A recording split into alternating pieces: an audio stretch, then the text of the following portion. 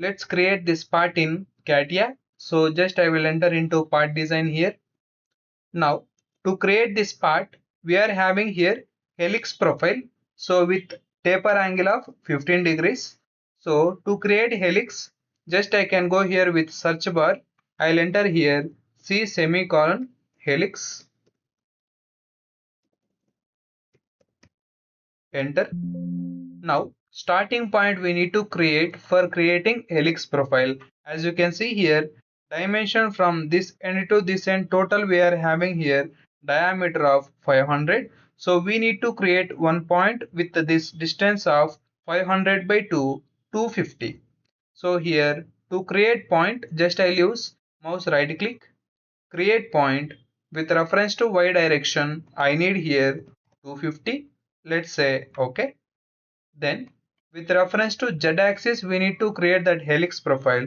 So axis I'll select here z axis. Then pitch value we are having here 200. Then total height we are having here 800. So total height we need here 800. Pitch we need here 200. Then next to that we are getting here normal helix, but we need here with a taper angle of 15 degrees. So taper angle I will give here 15. Let's go for preview. Either you want taper angle outwards or inwards. Currently we need inwards. Let's say OK. Then next to that, at this end point we are having one circle of diameter 150, and this end we are having one circle of diameter 30. Let's create the two circles. For that, just I'll enter into sketch on this front plane. I'll create one circle here. So by using constraint, I'll give diameter as 150 here. This center point to this point, we need here relation of coincidence. Let's say exit workbench. Then one more circle with a diameter of 30. Again we will enter into same sketch, and we need here one circle with diameter of 30. Then relation between this center point to this point, we are having here same coincidence. Let's say here exit workbench, make it fit and make it isometric. Now we need to add material between these two profiles along with the center guide curve. In this condition you can use here multi-section solid option. So first sketch is this circle,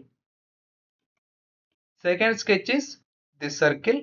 Then whenever we are having a single support, that single support we call it as spine. So just I will go on spline and I'll click on the spine as this profile.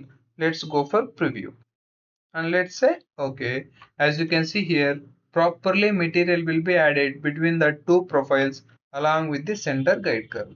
So if you want to apply any material, as you can see here, we can go here with apply material and we can apply whatever material we want. So just I'll go with this and I'll apply this material for this part. Let's say OK. Now even though if we apply some material directly, it will be not visible for us. So in that conditions we need to go here with display style, go here with this shading with material. Once if I click on this, part will be shown with whatever the material we have applied. Thanks for watching.